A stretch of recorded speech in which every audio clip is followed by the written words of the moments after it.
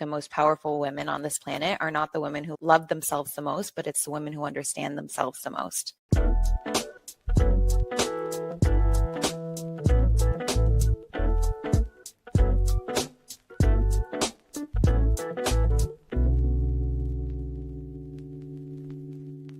So let me ask you a question. Have you ever intentionally stopped yourself and asked, what would I be, or who could I be if I laid down all of the labels, the roles, the identities that were handed to me instead of what I actually chose for myself? That is basically the heartbeat of chapter 2 of Permission to Offend. And as you know, this entire season is dedicated to my dear friend, Rachel Luna. And in chapter 2 of Permission to Offend, she talks about defining your beliefs and your values so that you can show up with unshakable conviction. Now, one of the people that she has always said to me personally, but also in Permission to Offend, is that her good girlfriend, Andrea Crowder, is such the example of that. Talk about someone who describes herself by saying, I am 99% certain that what I want will always work out. Andrea is known as the professional pressure diffuser for 7- and 8-figure founders, reality TV stars, industry leaders. And she had a viral post that said, I've made 7 figures and not a penny of it was from pressure, only pleasure. That line turned into a movement because she embodies what it looks like to live by her own values and her own beliefs, not by outside expectations. And I knew that our girl Rachel will want her to have this conversation with you. So today we're going to unpack what it really means to anchor into your identity and drop what no longer belongs to you so that you can step fully into your truth. Now, before Andrea comes up, I'm going to give you the affirmation of the week, or as we're calling it this season, your permission slip. Your permission slip this week is to choose your beliefs for yourself. So you're going to repeat this. I give myself permission to choose my beliefs for myself, knowing I am no longer bound to the labels or roles others have placed on me. I trust that the values I define will always guide me closer to the life I was created to live. I release the need to prove, defend, or explain my choices because my own conviction is more than enough. I honor the freedom to evolve, to unlearn, to unfold, to unbox, and to stand firm in what feels true and aligned for me now. I walk in the certainty that when I choose my beliefs for myself, I choose my own power. Declare with me today, I give myself permission to choose my beliefs for myself. Without further ado, here is the Andrea Crowder. Welcome to the Redefining Wealth podcast, Andrea. Oh, girl, we could have ended with that affirmation. That was so good. I'm a word freak. And every word was like so eloquent and embodied in like God's truth. And I just felt strong and powerful in every amount of it. So, wow, what a way to start. Oh, I'm so glad. And I know Rachel will be so happy to finally see us side by side on, an interview. I know she's talked to me about you for many years now. And she said to me multiple times that you are just one of those people that you just have that rock solid conviction. If you believe in something, you're like, yeah, I'm going to go do it. And even if you have those moments, which we'll get to where, it may not feel as rock solid, I'm sure you have a process to come back to it. But I would love to just start with, I would say that, how did you, the Andrea Crowder, build such conviction? Was your identity always this rooted and grounded? No, definitely not. Of course, like childhood is the wild, wild west for all of us of, having a variety of different experiences, learning who you are through your own experience and learning who you are or how you're perceived or how other people would describe you through others. So like that process of like knowing, growing, understanding, and mirroring, I do believe that the most powerful women on this planet are not the women who love themselves the most, but it's the women who understand themselves the most.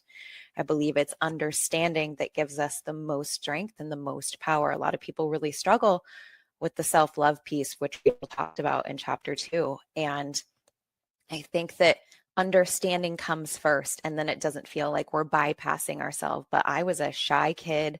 My brother would go make friends for us and then like bring them back. I would say, if looking back, I was described as shy by almost everyone in my life except for one person. And I believe I learned who I truly am through my grandmother. My grandma, I remember telling her, Rachel actually informed me that I have resting bitch face. She was the first person to ever tell me that. I had no idea. So we had gone to this event and I was listening to this girl tell her story. And when I'm like deeply present with someone, I forget about my face. So we walk away and Rachel looks at me and she goes, "What's wrong with you? You don't like that girl?" And I was like, "What do you mean? She was great." And she's like, "Then fix your face." It's just like, what? Like, I never had an awareness that what was going on when I was like deeply present could be really misinterpreted by other people. And I brought it to my grandma and I was like, "Grandma, I'm in I'm probably 27, 28 at this point." And I said, "Grandma, it turns out that I have resting bitch face." And she goes, "Oh, honey, that's just your thinking face." And I was like, oh, the one who always knew and understood me. She knew that I wasn't actually shy. I was just an observer. I really like to get an understanding of my surroundings, specifically with people. I deeply, deeply care about understanding people, about seeing how they present and how to connect with them. And so I let people lead because that allows me to interpret what's important. It makes me really, really good at mirroring people, picking up on cadence with people and making sure that they feel seen, heard, and understood. It's why I'm really good at my job.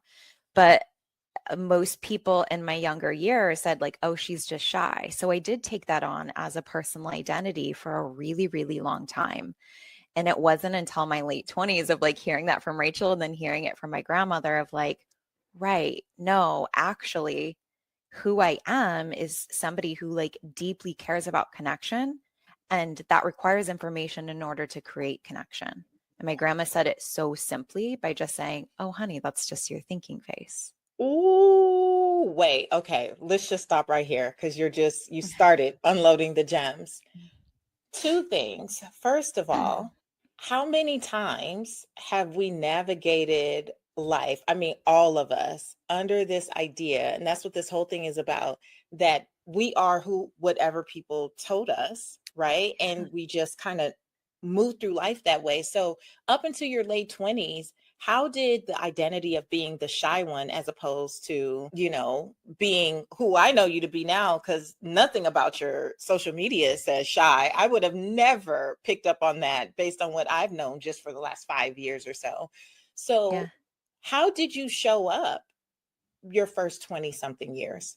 I think that I don't know that I would have the business that I have today if it weren't for social media, because it allowed me to bridge that belief enough to where I could like hold people at an arm's length, meaning like I could sit there in the comfort of my own home and then I could push myself out of my comfort zone. So I got myself comfortable enough to get uncomfortable.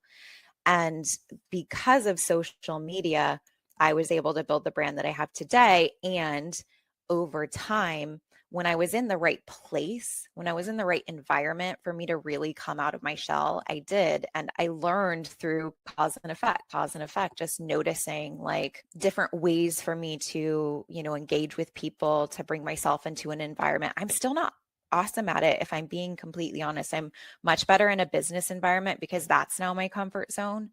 But meeting my now boyfriend, we've been together for a year and a half, and he is like a true golden retriever, ladies, you know the type. And he's just like, everybody loves him. Everyone's his best friend, and it's genuine. When we first met, he's like, "I want you to meet this person and this person, this person, this." And so he's just throwing me all into these like big friend groups, like every weekend. And I wanted to learn, his people and be a part of them. But it was a significant shell shock for me to realize like, oh, there's still some stuff here for me, where I realized like I had a deep fear of being misunderstood, and I had a deep fear of losing his love if I didn't feel deeply connected to the people that he loves. And so I'm still unraveling all of it, but I would say like social media was a beautiful time for me to be alive. Yeah. So I could move through that. I've grown a Yeah. lot, but I still have room. Yeah, and I love that you acknowledge that. And I think that is what I try to convey all the time, that we're always in the work. There's never Yeah. an ending. You know, some people will go, "Oh, well, I dealt with that." It's Sure. like, honey, as long as we have breath in our bodies, we will always be discovering Yeah. how some of these things are showing up for us and impacting us in our current season.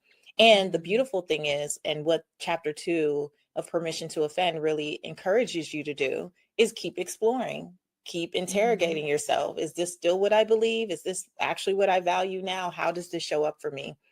It's funny that you starting with Rachel saying that you had resting bitch face, because I was told that so much when I was in college in particular, that Jay, and you met my honey as well, Mhm. he always refers to me as having resting pleasant face. He's Oh, like, you just walk why are you around. God's favorite? Well, but it is so interesting. I think I trained my face to be more Oh. pleasant because of what people Mhm. always said to me walking Mhm. around the campus of the University of Southern California. They would go, why are you always so mad? And really, I was never mad. I worked a job that I had to be at 5 a.m. And then I would come to campus and go to school, you know, and do Yeah. my thing. And then I also was already a licensed real estate agent. So in the afternoon, I would go show property. I was just so focused, and I always Yeah. was thinking about the next thing. And Yeah. I realized, you Same. know, in my 20s, I would say, I realized, like, oh, is this what people perceive of me? That I'm mean or not approachable? It's because it's so completely different than who I actually am. But you can't see your face, right? When you're walking Right. around or you're in deep thought. So between that, I think in media training, just Right.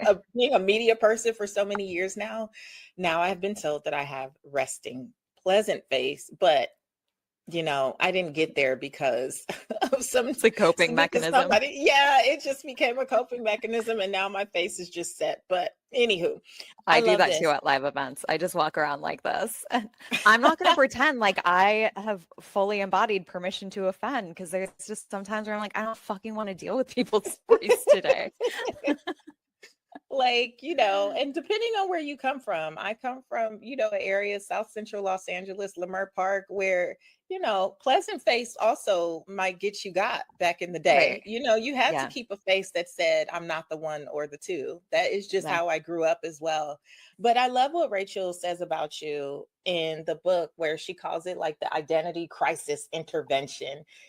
Did you know that she thought of you? Like, what were your conversations with her about how you showed up identity wise? I remember the exact conversation. I mean, I was standing in my living room. It was morning time, and she called me and she's just like, "Do you feel like you really know who you are?" And I was like, "Yes, period." Like, here's the difference though, is I don't know that I would have described it this way, but I feel like I have a great way of describing it now. But I've kind of always known that my identity isn't something external, and it's not something that passes. Identity is who I was on day one and who I am on the final day. It's like, and who I was before I even entered the body, right? For me, that's just how I've always understood my identity.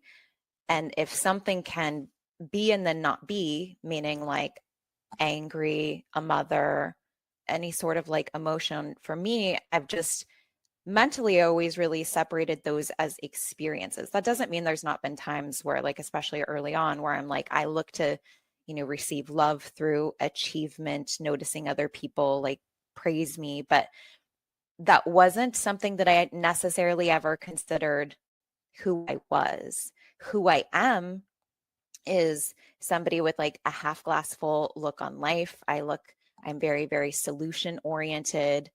I am very driven, but it's funny that Rachel would describe me as like, I believe I'll get 99% of everything that I like say that I want, because I don't actually believe that as, but how sweet that she thought that of me.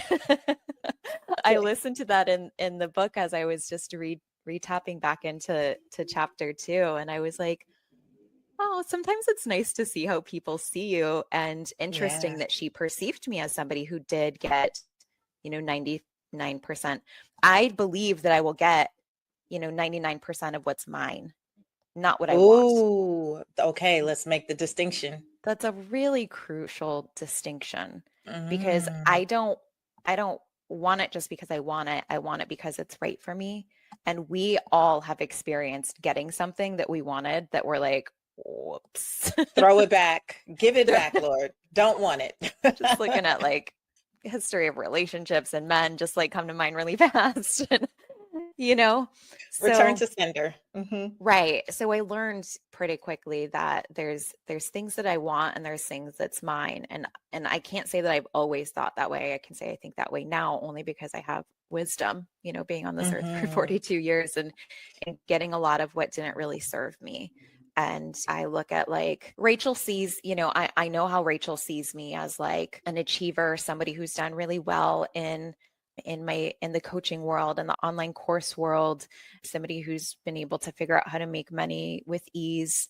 And those are all things that have been, true about me, but not because I have this belief system that I get what I want, but because I shifted my belief system to I'm willing to follow the path that has the most aliveness when I consider my future self first.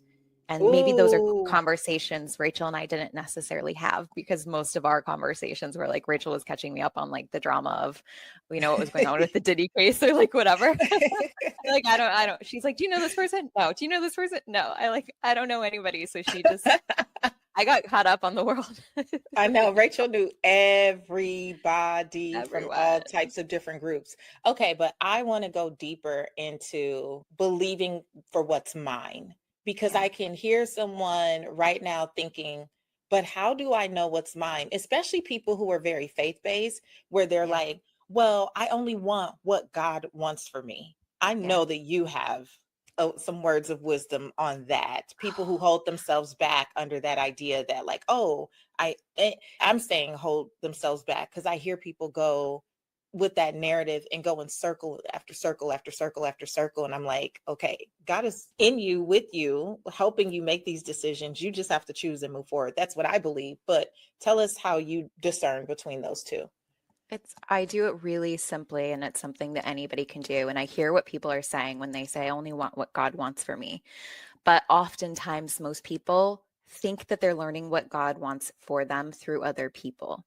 And that is really problematic for our life because God's like, I had a conversation with Tracy Litt and her husband and a couple of other friends just like a month or so ago. And our friends, Leanne and Justin, were at the dinner table and Tracy brought these like deck of cards, like get to know you cards to dinner. And it was just so fun. And the question was posed to Keith, my boyfriend, and it's, what have you learned through Andrea? And the lesson that he said that he learned was like she very much does, she follows the energy. He says that very simplistically, and I'll give that context because there's a critical context there that gets most people in trouble. And so he's like, I've watched her through our relationship constantly stay in integrity with her truth. And I say my truth as I know it to be today. And I liked that your distinction in that affirmation was the truth as you know it to be now, or something similar. Because what's true for us can change as our path changes. So I love like the flexibility that gives for God to keep leading me because I don't want to stay in devotion to yesterday's truth at the expense of what today's guidance is. So he's he I'm sorry, you says, have to say that one more time. I don't want to stay in devotion to yesterday's truth at the expense of what God might be guiding me to know today. Right? I might not have been able to get the full truth yesterday, and God's going to give me everything in pieces because it would be too overwhelming to get the whole pie at once. So that's why I like that distinction. I really, really want to highlight that for people. It's like a really, really beautiful way of living to stay connected to like God's truth for you. So as Keith reflects this, our friend Justin looks up at me and he's like, what do you mean? What do you mean you don't do it if there's no energy in it? And I was like, I believe that God will lead me through energy, meaning that if there's energy in having done it, that it's for me because God wouldn't take me down a path that has no life in it. if God is the breather of all life, then God will take me down a path that has life in it for me. And many of us are going down this path that doesn't have any life in it for us. It's for other people. And we're thinking that we are being, good stewards of God's plan for us because that's what everyone else has told us makes us good. It's this moralistic programming. Many of us have that like good girl complex, which tends to be a choke chain around our neck. And it isn't God's truth for me, at least in my life. So all I do to come back to the original question, which is how do I discern? So I said, I make decisions with consideration of my future self first, always. And how I do that is I just imagine having done it, whatever it is. And if I feel energy in my body, or I would say if I feel more alive, it's a yes. If I feel less alive, it's a no. If I feel nothing, it's not time. And so it's a really, really simple process, but most people are making decisions. And when you hear people say like, follow the energy, they're thinking about doing it. And I might feel energy around having ice cream, but I might not feel energy around having had ice cream if I'm dairy free. I don't believe it's God's will for me to continue to disrupt my digestive system, even though it might feel good to do. Our brains are really naturally programmed to look at life through first bite energy. And so I call this like either checking for you feel more alive or less alive. That's kind of the standard protocol for making the decision. Or I call this last bite decision first. So first bite comes next. So if the last bite you would be like, I'm still glad I did that, then it's still a yes. And then I might ask myself, then how can I make the first bite also taste as good? I felt like a collective, like, oh, that is so good. So good. That Yeah. last bite. Sherry Salata did this masterclass training for us some time ago, and she talked about kind of assessing if you should say yes to an opportunity, not just because it looks good on paper or other people will applaud it, but when you actually get to the day, are you still going to be excited? You know how people ask us to Yeah. do things so far in advance? And Yeah. we're like, sure, yeah, we block it on the calendar. And then we get to that week of, and we're like, oh my God, what have I done? Right. She's like, don't say yes from where you are at the time that you get the ask. You Yeah. actually say yes when when you get to the actual thing, you're still going to be excited. Do you see Yeah. yourself being excited and feeling aligned, not adding extra pressure to your week, to your life, and all those things Yeah. because it just feels good at the end? And so she gives this idea of like waiting and really considering your future Mm-hmm. self before you say yes today. Mm-hmm. I have a great example of this, and it sounds simple and it truly is, but it's not always easy to do because then you have to meet other people's disappointment in your choices along the way, and that's the hard part. So, learning to shift your relationship with other people's disappointment is a really helpful part of the process, but it's hard, especially when they're people that you love so much. So, Keith, my boyfriend, asked me, he said, do you want to go to California with me? And we were actually supposed to go to a client of mine, her engagement party.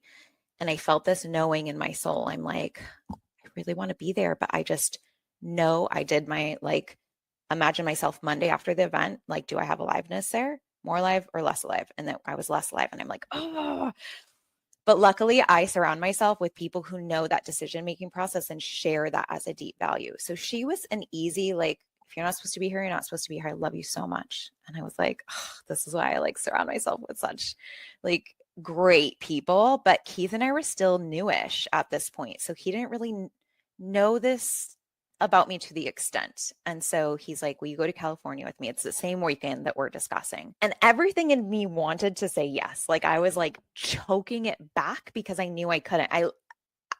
I don't know what it is, but I cannot forsake this value. I can't even choke it out no matter how much I want to. And it's hard because then I'm just like bracing. I'm like, don't I be feel that. you. I feel you.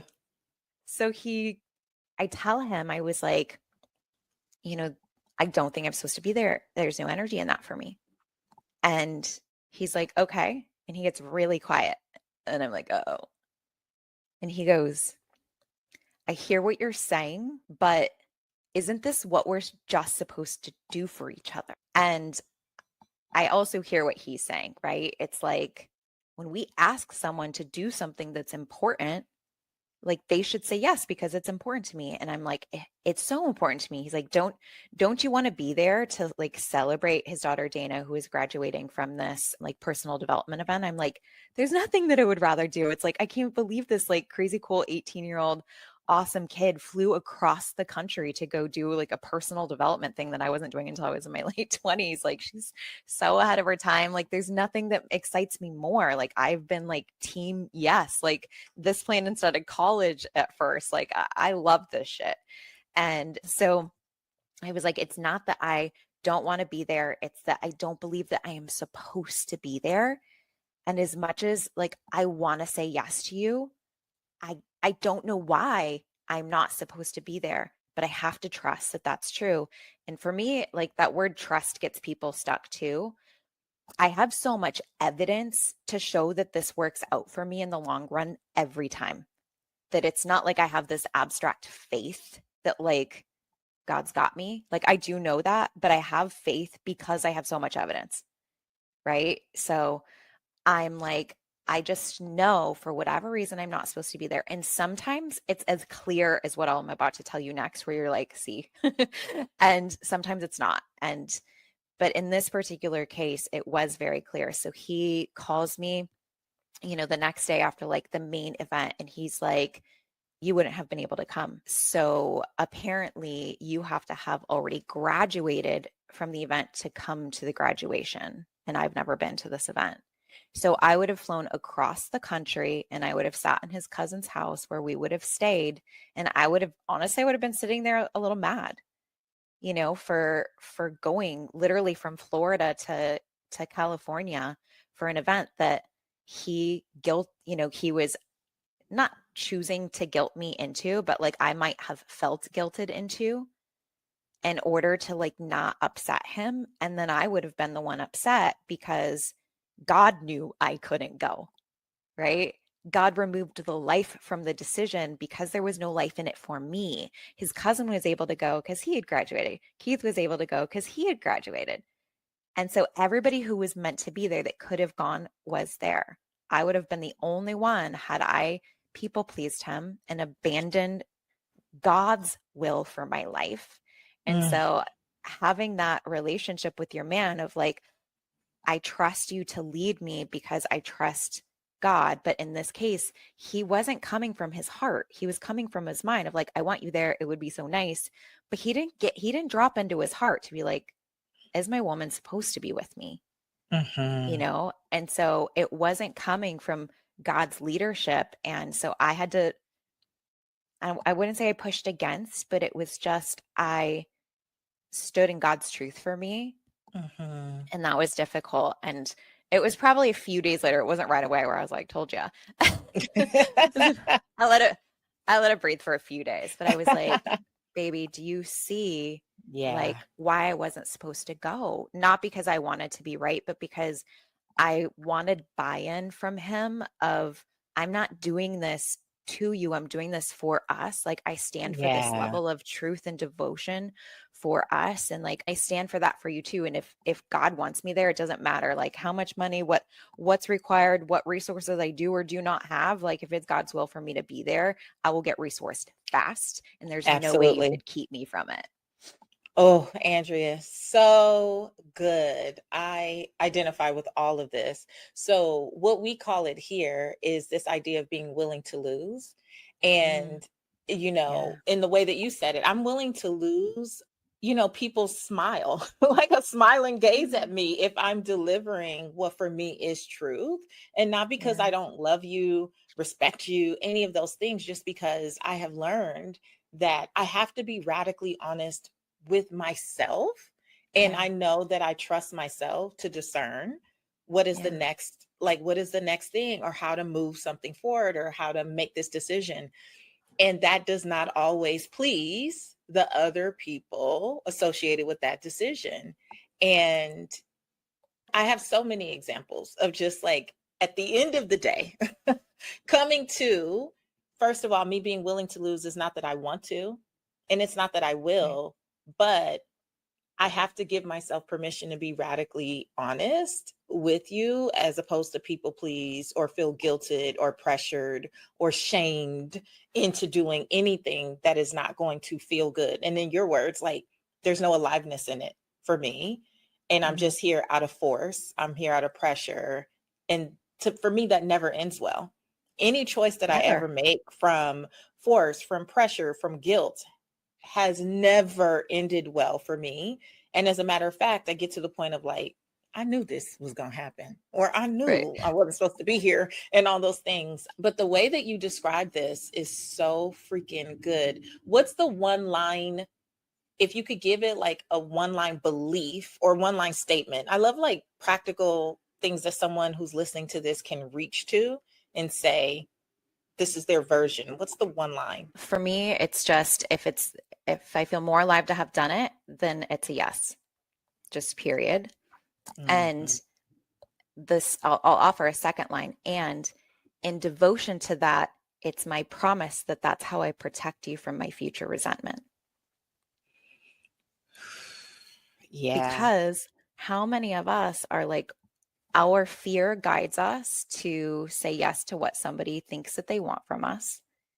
And then later on, when we do the thing we knew we shouldn't have done, we are mad at them for it. We don't even take personal responsibility. We're just like, you know what? You made me do. And I'm like, Ooh. oh, I don't want to walk through the world where I don't have personal autonomy. Yeah, where you So, gave all your power away. That's just leaking power. right. And it's in my devotion to deep love and pure connection with people, because if I'm looking at prioritizing connection with someone, which is why sometimes we lie, right? We're afraid we'll lose connection. But Mm. in order to prioritize connection, would we not say that there has to be trust? Isn't that like a critical ingredient for pure, lasting connection? So when I lie to you, when I tell you what you think you want me to say, they clock it at a nervous system level every time, even if they don't know how to mentally think that or diagnose that at the time. And over time, it creates a separation in the bond between people. It's just a little fracture, a little fracture, a little fracture, until the point where the relationship does crumble. And I've lost a lot of people that have been really special in my life because of that. And so I told him in the very beginning, I said, it's my promise to you that I will protect you from my future resentment. And this is Oof. how I'm going to do it. And it's going to be, we're going to have to meet discomfort in the middle, but our future selves Mhm. are going to be really happy that we did that. And now I've given him permission to disappoint me. He didn't pick me up from the Yeah. airport when I landed last night, girl. Yeah. Yeah. And I had to meet my own disappointment, but I didn't put it Yeah. on him, you Yeah. know? That's the beautiful thing about doing the work, though, is that you create the space to honor people in their work, Yeah. to give them the Yeah. dignity of their own process. If you are Mm. genuinely doing these things, then you understand and leave room for the people you love to do the same, which is why I'm sure you and your daughter are so close, just like Reagan and I are so close. Like, Yeah. there is room for my disappointment. Reagan knows that she can just tell me no. She doesn't just go along with things because mom said or mom asked. Yeah. She fully uses her voice and her tools. And I love that for her, Yeah. Same. because it wasn't until my divorce in 2022 that I actually wrote vows to myself. And even what you're describing with Keith is something that I'm very clear about as I'm in relationship with Jay, is that I honor the vows that I wrote in 2022. Now, has there been some growth and some flexibility? Of course, because I've grown in the last 3+ years, right?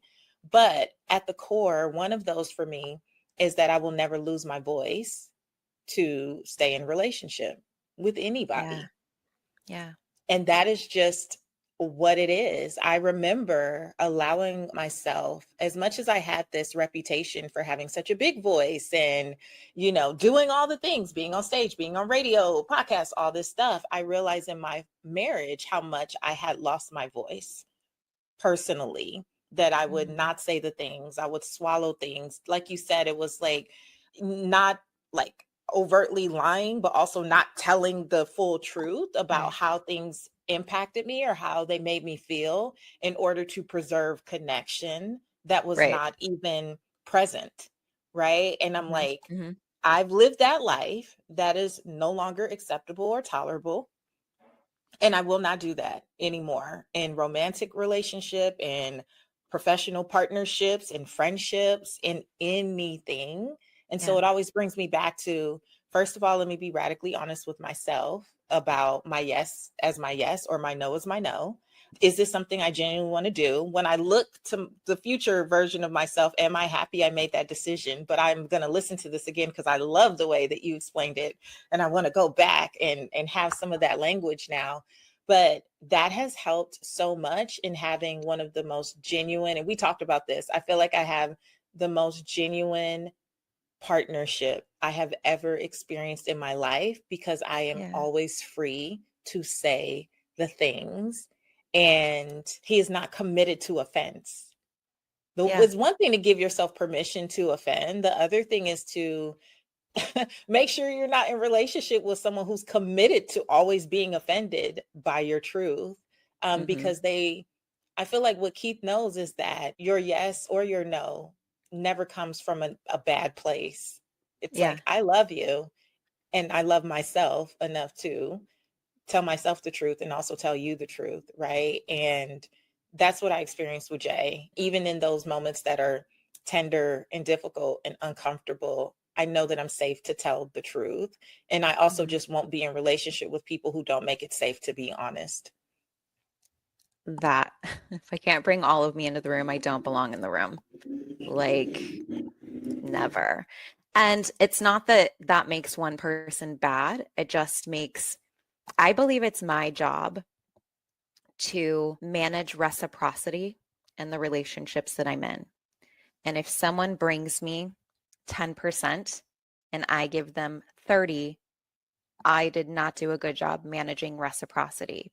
And then I'm committing to resenting them in the future.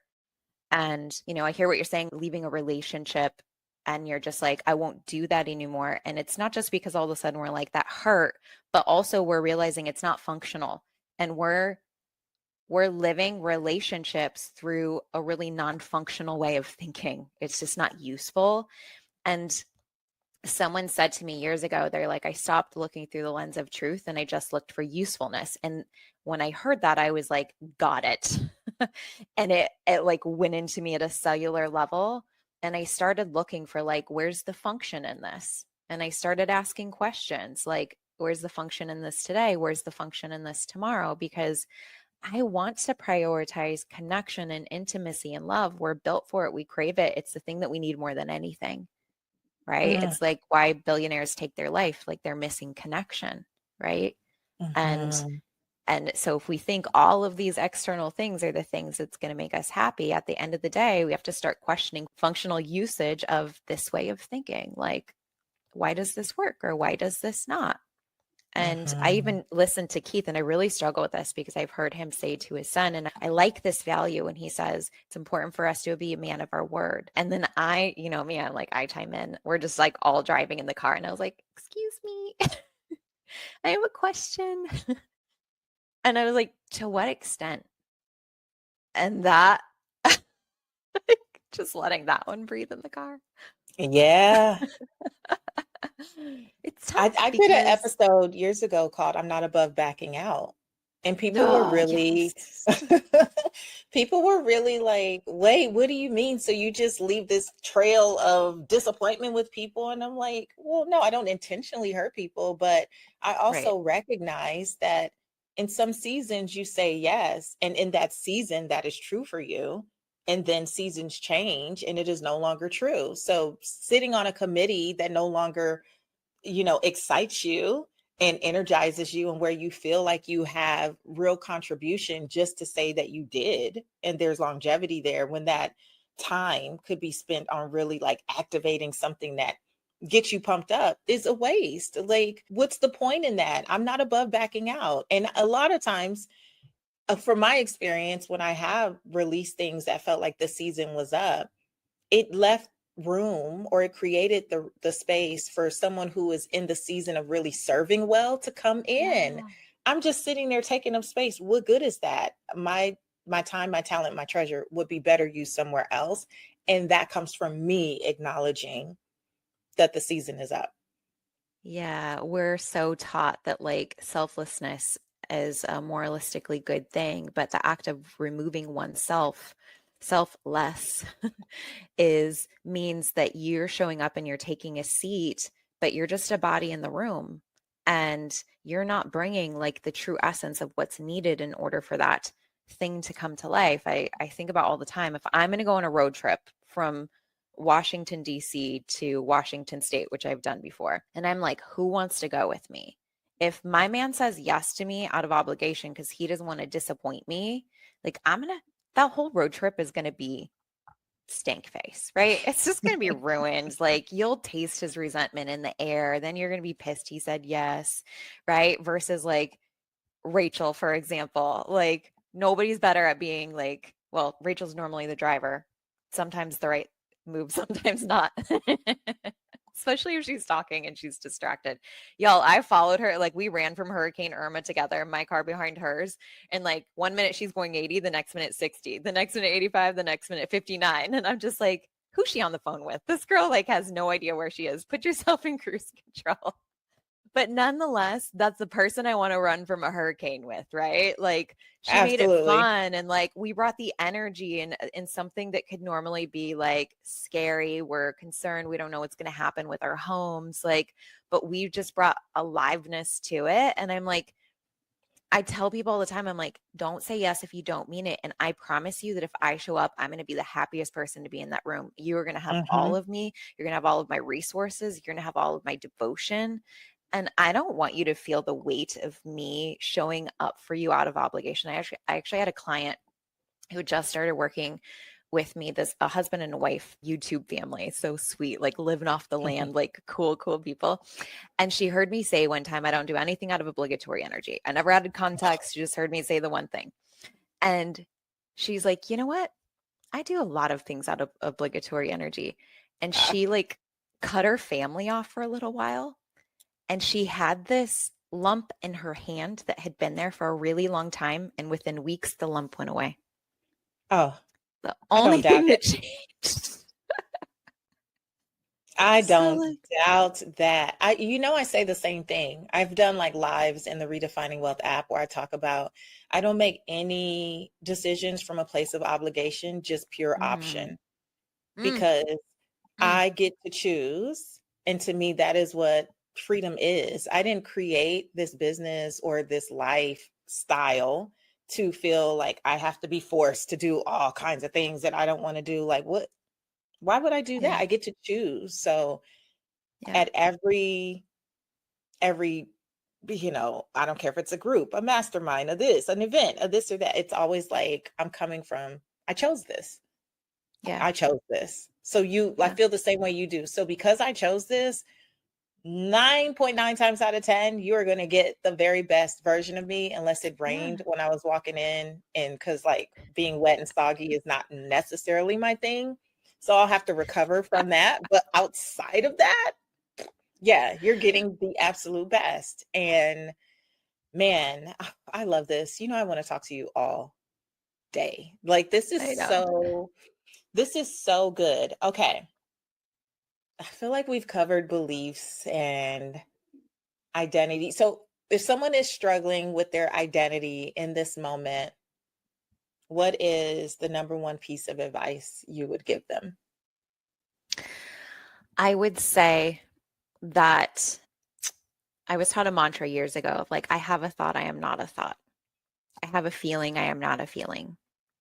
And so learn to separate things that can pass from who you are and start to notice like, oh, that thought, especially in religious culture, we're very much taught to identify with our thoughts. But the reality, if you look at things scientifically, is nobody can actually prove where a thought comes from.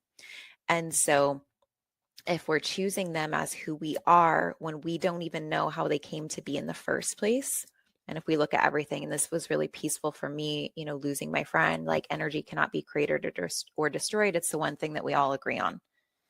And so I'm like, okay, my friend is like still existing. Like her energy is so present with me. And also, if a thought cannot be created or destroyed, which a thought is energy as well, then I might ask, like, whose thought is this? Well, I was walking down the street a couple of years ago and I looked up and I saw this beautiful building and I'm like, it's so cool to have like a headquarters here. And the thought that occurred to me was like, if you can't already afford that, you never will. And I've already been very, very deeply practiced. And like, P.S., I had no idea how much the building rent or lease would cost. Like, I probably could have afforded it. It was just like such a funny thought, but it made me feel bad right away. And I believe when we're in the presence of truth, suffering eliminates itself. So if I'm suffering, I'm not in the presence of truth. So my job is to get back there quickly. My opportunity is to get back there quickly. And so I simply just said, whose stream did I just step into? Because if we step into a stream and there's a red Solo cup and we're like, oh, trash in the stream, we don't strap it to us, tape it to us and say, this is who I am now, right? We just toss it in the trash, right? There's something floating in this current. I might notice it. I might think about it, but it's not who I am. And so I look at thoughts as just like that. It's like there's some trash and there's some treasure, but even the treasure, it's not who I am. It's like Yeah. something that's occurring to me. So I'm looking at the stream, and if it makes me feel like shit, I'm like, that's not mine. That's not mine. I Yeah. just happened to step into it. You know, that red Solo cup hit my shin, and I'm going to go ahead and like toss that in the trash. And then the Yeah. way that I move through that is by opening up a question and asking, if I could afford it, what would that look like? Do I really want it? Do I really care about it? And the fast flip is just switching into a questioning, opening up the field of possibility and playing Mhm. there, play in that stream. Oh, I love it. Something that I do in those moments, Andrea, is like I'll shake my head because I need like a physical Yeah, like I do that too. something to wake something up. And I'm like, oh, I don't receive that. And I also Mm-mm. will say, like, whose was that? Whose thought was Yeah, that? Like, that's not yours. You don't have to hold that. You don't have to keep it. I'm just yeah, releasing it. I'm yeah, just, I'm not making that mean anything. Like, and I just switched the line of questioning. yep. So, yeah, very, very similar. Oh, so good. How do people stay in touch with you? You can come over to andreacrowder.com, love_Andrea Crowder on Instagram, or my podcast, More Alive with Andrea Crowder. More Alive with Andrea Crowder. I love it. Thank you so much for being here. My This was so pleasure. good. And I know it brought our girl so much joy to hear us having this conversation. And Yep. you and I text or talk about this, that I feel Rachel's energy everywhere. I've never seen so many women appearing in front of me with pink hair, with like, and just like the pink streaks right in the front, not whole pink Yeah. head, just the pink streaks. There's just been so many instances on a daily basis where I feel her energy and her presence. And I agree with you that that energy was not lost like at all. It's just I been, keep seeing viral oh, posts and then I'll notice she commented on it like years ago. I'm like, it'll pop back up and I'm like, whoa. Like that oh happened my to me the other day. gosh. Like a comment from 2 years ago, Rachel was like celebrating someone, of course, on their post. And I'm like, you're I going to be all around know. me. I just know it. Energy And cannot be created or destroyed. I just refer to her as my angel Luna. And Yep. that was the first thing that dropped in within days. I was like, I just feel you. I know you're my angel. So, Yeah, oh, I'm glad we had this conversation. Thank you me so too. much. Thank My you for pleasure. being here. Oh, you guys, is Andrea not incredible? Yes, of course she is. Listen, what I hope that you take from this conversation today is that, as Andrea said, the most powerful among us aren't the ones who just know themselves, but they understand themselves. That understanding comes from observation, from listening, from noticing, from being willing to question the labels, the ideas, the thoughts that come up, and not just take them as fact, right? Especially when you are feeling like someone needs to hear a no from you or they need to be redirected, just understanding that that is okay. I love what Andrea said about if she can't bring all of herself in the room, she just won't be in the room. And I need you to understand that that's not selfish. That's actually how we build self-trust. It's how we build reciprocity in our lives. It's how we actually have the most authentic connection we can have without, as she called it, I think, choking on the good girl complex or carrying the weight of other people's disappointment. The thing about giving yourself permission to offend is knowing that you get to be in relationship with people who will hold space for that. And if they can, if they won't, if they refuse to, then you get to make a new decision. You don't have to sit in the resentment of them when you are the one who is giving up that power. So, my challenge to you, the next time you feel yourself making a decision out of an old belief, an old label, an old role or title that comes from some type of obligation, remember to pause and remind yourself that you always have option, that you always have choice, that you always have the freedom to say, where's the function in this for me? I know that that is difficult. I know it's not always easy, but I want you to know that there's a lot of women out here that are doing it. And that means that you absolutely can do the same. And I invite you to get connected with Andrea. We'll definitely link in the show notes. And of course, you can come into the Redefining Wealth app and community, because this is the type of language and conversation and embodiment that is happening every single day around our parts of the internet and the real world. So I hope this episode was a blessing to you. Make sure that you don't forget to pick up your copy of Permission to Offend. Listen to it on Audible. In chapter 2 in particular, Rachel walks you through so many incredible questions where you can start to ask yourself better questions and get the real answers, not the answers that you've been spoon-fed your whole life. We're done with that. We're tired of it. We're over it. And it's time to give ourselves permission to move forward. I hope this episode was a blessing to you. Please share it with 2 or 3 people that you know. Of course, rate and review. And I will see you next week. We'll pick up on chapter 3 of Permission to Offend. I have another incredible interview coming your way. And until then, I want you to live your life's purpose, find fulfillment, and keep earning more without ever feeling like you have to chase money. I'll talk to you later.